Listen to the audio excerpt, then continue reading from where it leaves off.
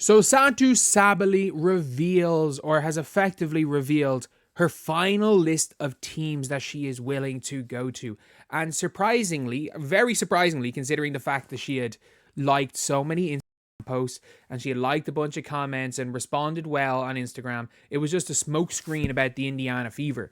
It turns out her two teams that she is willing to go to are the New York Liberty and the Phoenix Mercury. So, according to, well, a lot of stuff that I've seen, but this right here from Take Flight WNBA, this per Alexa Philippou, about Satou, is that this was around the same time as the, this kind of broke around the same time as the Brittany Griner and Thomas thing kind of fell through the cracks, but she's meeting with the Liberty and the Mercury. Nobody else said Unrivaled. And with the Indiana Fever not even in Unrivaled, it does not seem like the Indiana Fever are even recruiting in America. It seems like they know who they want in America. Teams are reaching out to Indiana, but it's been no stars. It seems like they're looking at the, we are happy with our core three. We're getting pieces around them, and they are looking overseas. Like Kelly Krauskopf is in Europe right now, or at least was in Europe recently. They're looking overseas, which I think is actually a pretty good thing if you are Indiana. Like, I actually like that. But when it comes to Satou, there are two main teams she's looking at. First of all, I think of both teams, if that is her final two, neither of them can give that much as far as assets are concerned. If you're the Phoenix Mercury, you can give up your 2027 first round pick, and you can find some way maybe of trading somebody. Like, they might actually have to go and trade someone they received. They might have to trade Ty Harris. Like, you might have to give them Ty Harris, because Ty Harris sorts the Dallas Wings point guard spot. Like, you might have to give Ty Harris, who you just got back to get Satou Sabally, and then pray that you can find a point guard in free agency. But like, for me, you would have to give up Celeste Taylor. It means Taurasi's probably retiring. DeWanna Bonner will have to come on the cheap, or Satou Sabally herself could come on the cheap. And why would a player go on the cheap for the Phoenix Mercury? Matt Ishbia sorts out his players. Like, he definitely could go to Satou, come on the cheap for this year, like the Jimmy Butler in the NBA. If you know anything about Matt Ishbia, he doesn't care about draft picks. He doesn't care about money. He will go pay every luxury tax possible. He will pay every cent. And we've seen it with Sophie Cunningham, that he will give you a job in the offseason if you want to, with the Phoenix Suns. You can do a whole bunch of work and make a whole lot more money working for the Phoenix Suns than you are playing for the Mercury.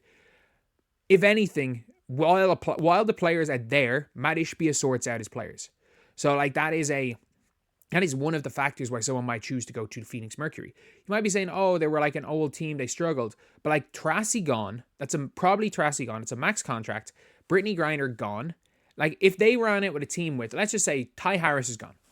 That's for argument's sake. Ty Harris, Celeste Taylor, and do they have any like backup center? No, you know what? They would have to give up Natasha Mack. Natasha Mack would have to be in that deal. It's probably Natasha Mack, Ty Harris, and their 2027 pick. That type of a deal might get it done if that's her main priority. Like, I don't know if that's worth more than 7 Markeisha Davis and someone else. Because if it's just those two teams, then I can't see New York offering something crazy. But yeah, it would be something like that. And I think they're both fairly similar offers. I think Natasha Mack coming in as someone who can play the center position for Dallas would be crazy. But it leaves, let's just say, even no Ty Harris, and they go with Celeste Taylor and Natasha Mack for some youth. Then you've got a starting five of Ty Harris, Kat Copper, Satou at the 4, Alyssa Thomas the 5, and DeWanna Bonner at the 3, with Sophie Cunningham off the bench, with a bunch of minimum contract players around them. A bunch of players. You gotta be really creative with that team. Like, you do. You have to really be creative with who you're finding. But that lineup is with Nate Tibbetts. Unless Nate Tibbetts is a complete fraud, and it's hard to know if Nate Tibbetts... I watched so much of the Phoenix Mercury last year. I don't know if Nate Tibbetts is a good coach or not, because he just did mad stuff. I'll always say this. Like, people are like, oh, Nate Tibbetts didn't deserve X, Y, and Z money. Oh, he should have never been allowed coach in this league. And I'm like, Nate Tibbetts is either the best coach in the league or the worst coach in the league, and I don't know which. We'll see this year because nobody was winning with that Phoenix Mercury team last year. They had no depth. There was an injury crisis. No one was winning with that team. But like, they almost beat the Lynx they should have beat the Lynx in game 1. Like, Fee had the greatest series of all time. That was what was needed to just about beat the Phoenix Mercury last year in the playoffs. But like, he would, like, Nate Tibbetts. I don't know what he was doing. I think Nate Tibbetts will probably have freaking Satou guarding point guards next year. He'll run. I wouldn't put it past him to run a 2-3 zone where the 2 bigs are at the top and the 3 smalls are at the back to bamboozle teams. DeWanna Bonner in the middle of the zone. Alyssa Thomas pressuring the ball. Like, it's just he will do mad stuff. And you've then got length. You've got length at the 2-3-4. You've got a point center at the 5 who can physically compete with centers, and they're just gonna run teams off the floor. And their lack of size doesn't matter too much. We saw it when Griner was gone, because they run weird junks. There are 75 different junk zones they can throw at teams.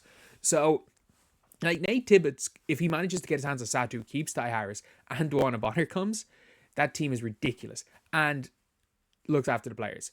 But she's probably going to New York. I think New York are probably holding firm on not giving up Benijah Laney or Leonie Fibic. I think they're very much holding firm on that. Or maybe holding firm on Fibic. And she's probably thinking maybe Dallas aren't going to accept the New York one for Fibic. Or, sorry, without Fibic in it. And then they get to a stalemate. And she's like, oh, if that doesn't work out, Phoenix Mercury have have better facilities. The team might be equally as good. I get to be the, second option? Because my primary ball handler is my center, who is a missed triple single, but like 9-9-9. One of the best passers in the league. So, like, obviously people are like, oh, she can go to Caitlin Clark and get all these free shots. Alyssa Thomas draws not that much different gravity. The problem is Alyssa Thomas just can't, like, shoot the ball. So, as far as, like, her from the perimeter, she clogs the lane. But, like, if you are a slasher playing with Alyssa Thomas, it's not a good thing. But if you are a spacer playing with Alyssa Thomas, it's a great thing. And if you surround her with Copper, Bonner, Satou, and Ty Harris, now that is, depending on how the bench is, that could be a championship team. Or at least a contending level team. So, obviously, her going to the Mercury is probably the second of the two options. I think if she goes to New York and you can just replace her with Lainey Hamilton, the starting lineup, it's crazy. But, like, yeah, that is pretty much it. So, she's either going to the Mercury or she's going to the Liberty, and that's fine. A lot of people thought maybe she was going to go to Sparks, but no, because of their facilities. And the Fever, a lot of people are like, oh, the Fever have this big thing. It's like, not for 2 more years. And by then, Satou will be 28 years old, will have had to sign another contract, should be a free agent next year. And I think more than likely Indiana are probably more so looking at building around their big 3 rather than trying to turn it into a big 4. That's about it, what it sounds like from the organization. But anyway, I'll see you guys.